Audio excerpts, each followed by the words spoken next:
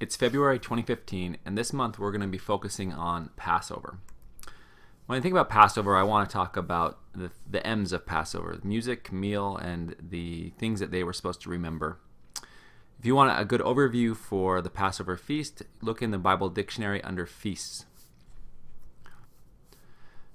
During the Passover, they would have sung the Hallel, which is found in Psalms 113 through 118 in its entirety. And I encourage you this month to go ahead and read that.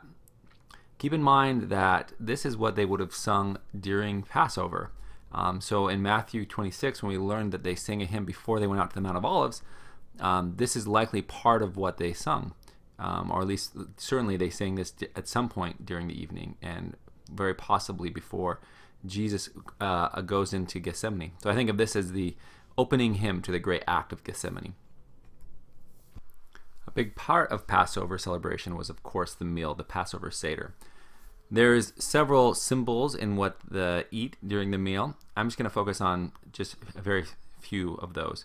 First is the bitter herbs. So this is reminding them about their time in Egypt and how hard life was. To basically what life was like had God not brought them out of Egypt, brought them to the promised land.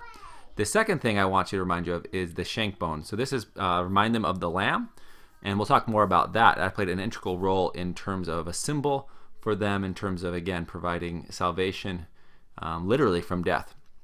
The final part that I want to point out was, in addition to these other foods, one thing they had was the unleavened bread. So the Feast of the Passover and the Feast of Unleavened Bread were celebrated together. And there's lots of symbols there, which we'll probably talk about in class, but I think it's important to remember this was part of the Passover, especially when we remember that this is where Jesus introduced the sacrament. So as he's introducing the sacrament, he's introducing it with these symbols that have lots of meaning to his audience, right? They have meanings because they're part of the Passover Seder, and he's using this symbol, I think, to help them understand a deeper appreciation of what the new ordinance he's providing means.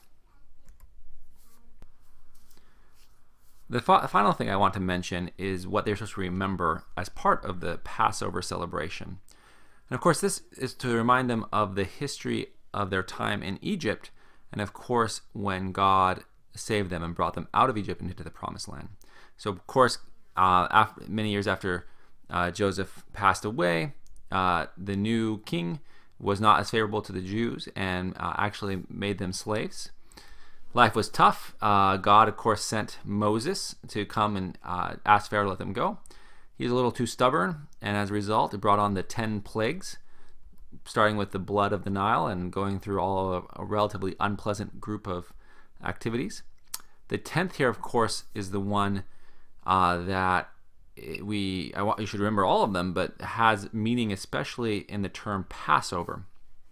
God commanded the children of Israel to slay a lamb and put the blood of the lamb on their doorpost to mark the deliverance, to mark them as a chosen people. And through the blood of the lamb, this symbol, those who did it, the death that passed through Egypt that night passed over those houses. And so the firstborn in those homes were saved, while others faced death. So this is an important symbol, the incredibly important symbol, and one that matters a lot as we read things occurring in the Book of Mormon and in the New Testament. I think the symbol of Passover and God bringing salvation is one that Jesus draws upon to teach us a deeper meaning, and one that we're going to, of course, talk about this month as we read some of the scriptures and study more.